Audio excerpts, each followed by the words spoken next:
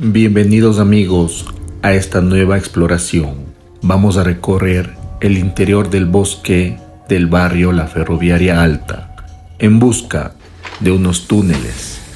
que, según el relato de una moradora que ha vivido toda su vida aquí,